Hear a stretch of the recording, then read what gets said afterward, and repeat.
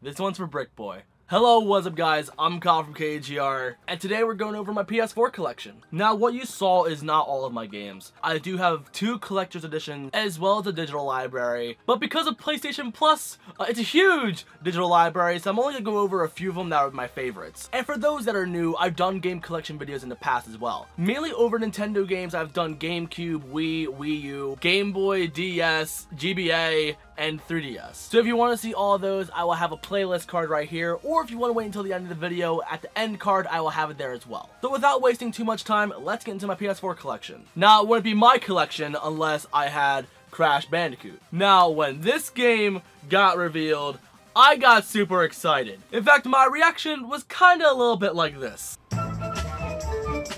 Shut the fuck up! Holy shit! It's fucking happening! In fact, I love this game so much, I've already bought it twice, and whenever it goes on sale on Steam, I'll buy it a 3rd time. So yes, I have it on Switch, but I'm not going to stream the Switch version because the PS4 version looks so much better. In fact, I actually have a PS4 Pro, so it looks even better. But if I get it on PC, oh my god, the game's going to look gorgeous. But one day I'll do that. However, I do want to mention, as much as I love this game, it's not perfect. I would say it's an 8 out of 10. I don't like how the jet ski feels in Crash Warped, and this game does feel harder. I actually played the original trilogy and this back to back. I've had a couple of game overs on this while I had plenty of lives still in the originals. Maybe it's because I'm just so used to the original controls, but I don't know. We'll see. I'm not a doctor. Next up is a game that I've been wanting to finish, but I'm so bad at this game, I barely got into it. And I'm ashamed of that, but oh well, there's nothing I can really do. And that is Final Fantasy 15. I was excited for this game for a while. I always wanted to play it, ever since it was announced as Versus 13. But then I finally played it, I'm like, wow, I freaking suck at this game. I remember I did pre-order the Steelbook edition where it came with the Blu-ray, but then I had to cancel that order because I needed a haircut. Honestly, I didn't really care about it that much, and I love this case so much better. I didn't even get the DLC for this, so now I gotta buy that, and now you can get the Royal Edition. And by the time that I buy that DLC, the Royal Edition is probably gonna be even cheaper, but I'm probably gonna buy DLC anyway because I like this case a lot. But I'm probably gonna have my neighbor help me play this game because I do want to know what happens, because this is a story I really want to see all fleshed out. But the PC version looks and plays so much better. I don't know which version I should play. Maybe I should get Royal Edition on PC. There we go. That's an option. Alright, next up is a game that I used to love. In fact, this is one of the games that I bought twice, and that is GTA 5. I feel really basic for having this game in my collection, but to be fair, I loved Grand Theft Auto since I was in elementary school, and this is a good one. The main gripe I have with this game is the fact that it doesn't have a flamethrower. If it had a flamethrower, this game would be perfect, but it doesn't. And I, again, like the other games I said previously, I want to try this on PC mainly just for 60 frames a second. To be honest, I'm not even sure my computer can handle it. I'm pretty sure it can. Alright, next up, God, it's another game that I bought again. Honestly, I hate that on PS4. But we got Last of Us Remastered because, hey, let's play a game in 1080p 60 frames a second. But now you can probably play this game in 4K now, right? Fun fact, the original PS3 release, at least in America, came out on my birthday. And this game is absolutely phenomenal. I even had the DLC on the PS3 version, so there honestly wasn't really much of a need to upgrade to this one. And personally, even though the gameplay is better in 60 frames a second, the cutscenes, I feel more cinematic when it's locked at 30 frames. So that's like the one gripe I have about this, but I think you can lock it at 30 frames anyway. It's just then the gameplay is 30 frames, and I just can't have a good balance. Next up is, well, one of them is actually a set of games I technically bought 3 times. And those are Kingdom Hearts 1.5 plus 2.5 as well as Kingdom Hearts 2.8. Fun fact, I actually bought a PS4 Pro specifically for this game so I could play the Birth by Sleep 0.2 in about 60 frames or so, above 30. But I still have yet to actually play these games, and I feel awful for that. Fun fact as well, I only beat the first game because I'm bad at Kingdom Hearts and someone had to help me. I was really close to beating Birth by Sleep, but goddamn, Terra's story at the end is a big pain in the dick. Lingering Will, God, I fucking hate that boss. But I probably should beat these and play these before I continue on to Kingdom Hearts 3. And also, I bought this on Amazon. So they shipped me a PAL version for some dumb reason, but it had a sticker on it saying, don't worry, it plays in English, it's all good. I'm like, oh, fine, whatever. But then my spines look like this, which I think the English ones actually look like that anyway, so I don't think it really matters all that much, but point is, it bothers me. Like, look at the back. The back is not even in full English. Like, god damn it. It's like mostly French. Next up, we got Naruto Shippuden Ultimate Ninja Storm 4. Now, I love this game, I really do, but I hate the concept of it. The concept being that you buy a season pass for 20 bucks, and then you also gotta buy an expansion outside of that, so I invested $100 into this game. Motherfucker. And the season pass wasn't even all that great. But god, I do love this game though. Like, I hated at the end of Storm 3. First up, the ending for Storm 3 wasn't correct. But then, like, Storm Revolution came out, and now it's filler. So, like, you had to wait, like, 3 years, I think, to know the difference between Storm 3 and Storm 4. Like, because Storm 3 is not even a complete game. Like, at least story-wise. It's Storm 3 and Storm 4, they have to go together for you to actually finish that legit arc. It's bullshit, but okay. But this game plays so beautifully. I love the way this game plays. And I know about the new Naruto game coming out, and honestly, I'm not fond of it. I don't care about it. I like the way Storm plays, and that's what I like of Naruto. So if it's, and this is the last Storm game that we're gonna get, so I'm done. If we get Boruto games that play like Storm 4, so I can know that story without watching the anime, then that'd be fantastic. If not, then shit. Alright, next up, we got a game, and I kind of regret picking this one up because I haven't played it yet, and that is Skylanders Imaginators. There is only one reason why I bought this game, and that was because of Crash Bandicoot. And I swore I was going to do it, but I never did. The figures are hanging up over there, but I still have yet to actually try it out. I want to try it. I am genuinely curious, but God, that is actually one giant warning on the back. Like, look at the back of this. Like, look at this little text. Like, holy shit, that is paragraphs. Like, look at other games. Like, the other ones are not that bad. Jesus Christ. But anyway, hey. One day I might play this, because I like Crash. Next up is a game that I was so disappointed in. And that, ladies and gents, is Sonic Forces. Now, when this game came out, like, I remember my little hype for this game. I wasn't super excited because I knew Mario Odyssey was gonna be better. Like, people were asking me in my stream, oh, what do you think is gonna be better, Mario Odyssey or Sonic Forces?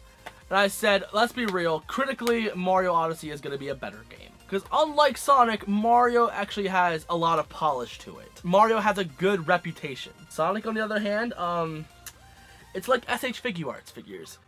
They're not always the best. Sometimes there are some good ones, but there are also some bad ones. Quality is not always the best. Okay, so I'm gonna be real with you guys. The game mostly plays fine. I love the fact that it plays in 60 frames a second. Like, that's nice for a console game for Sonic. Classic Sonic did not feel great in this game at all. However, it was painfully disappointing. It was painfully mediocre. The game sucked royal ass. I enjoy Sonic 06 more than I enjoy this game. I'm not saying that Sonic 06 is better than this. I'm saying that I enjoy Sonic 06 not only for guilty pleasure reasons, but it feels like a Sonic Adventure game, and that's what I like about it. But this game is so short, like, by the time you get excited for a level, it's over. That's why the demo for this game was so fucking short, because they didn't want you to realize, wow, these levels are fucking short. And anybody who tries to say that they like this game, you're on my shit list, I'm sorry. I remember one of my viewers, Infinite85, he was saying that this is the best Sonic game ever, before he even bought this game, by the way. And I'm streaming it, and I'm playing it, I'm like, trust me, no, dude. This game is not as great as you would expect. Making your own character, I think that's cool. But this game is hot garbage. I regret paying, what, the $30-some I paid for this. I'm happy I didn't pay 60 bucks for this. I would have been very angry with that. But I like how they knew, even at the price point, like, they knew, like, it wasn't a good game. And that's what has me nervous for the new Sonic Racing game, by the way. Transformed, perfect. First one, great start.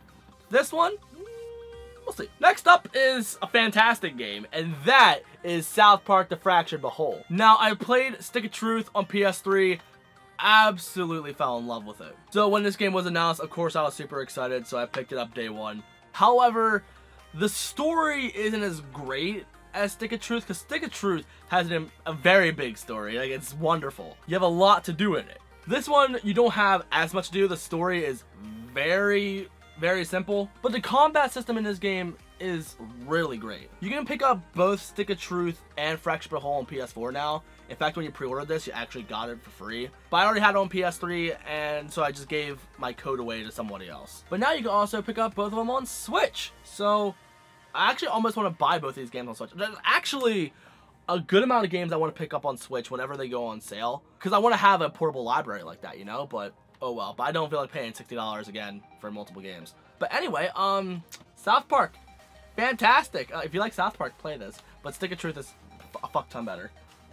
Next up, we got Uncharted 4. Now, my love for this game. There are multiple reasons why I love this game. Wish it ran at 60 frames, but I can't bitch too much. The fact that there's a Crash Bandicoot reference in there, love that too. Okay, let's pretend Crash is not in this game. If Crash wasn't in this game, this would still be my favorite Uncharted game by far. I feel like the brother was forced in now, honestly, so I don't really know how to feel about that. And by the way, the fan film, fantastic. I know there's a couple of action figures you can get based on this game, debating on picking up one of them.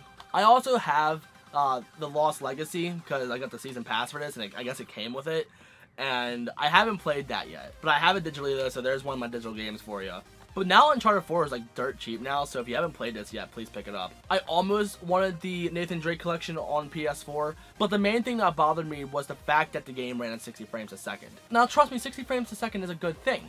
However, if you go from those to this and see that this doesn't run at 60 frames, that would bother me. So I just stuck with my original trilogy on PS4.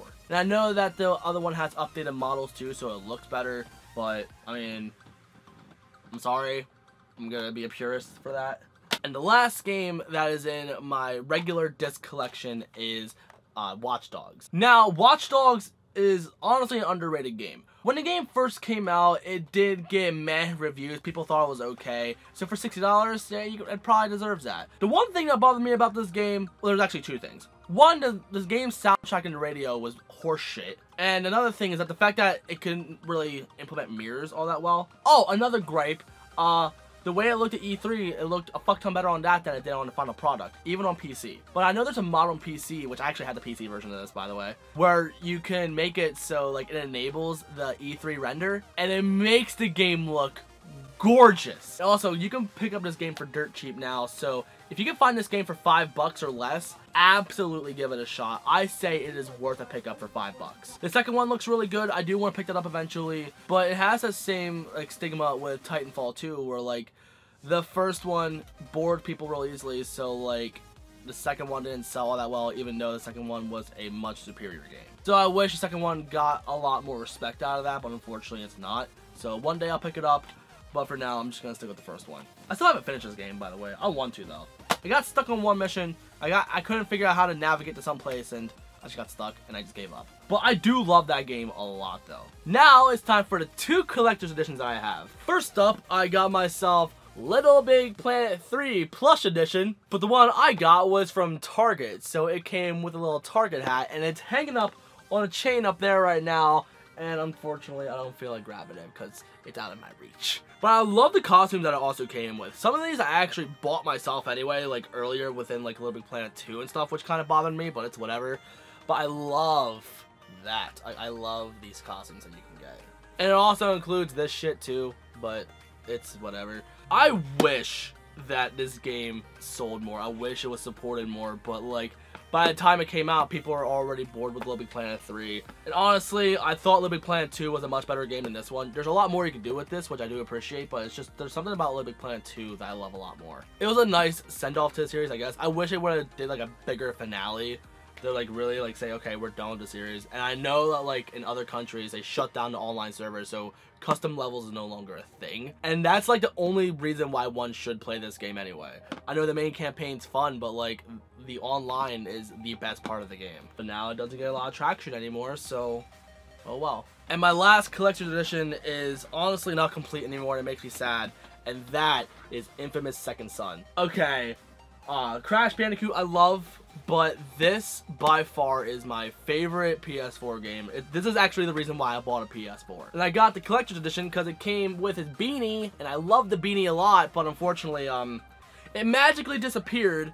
So no lie, I'm gonna buy another one of these specifically to have another beanie. Plus, there was a lot of other cool stuff in there as well that I did want to use, but I didn't want to use them because I didn't want to lose them. Like, there were like buttons, stickers, whatever. So now I can finally use them if I buy another one. So I will buy another one specifically just to have the beanie because I love that beanie so much. In fact, it was actually a big part of the channel for a while. And also, I hated my hair for the longest time. I was very insecure about it. So, yay. But yeah, the reason why I don't have these games in my physical collection anymore, at least when it comes to that whole stack, is because they also came out on PlayStation Plus as well. So I put the games back in their boxes and just have the digital version, so it's more convenient for me, number one. Number two, I'm running out of shelf space, so I need to save up a little bit of room.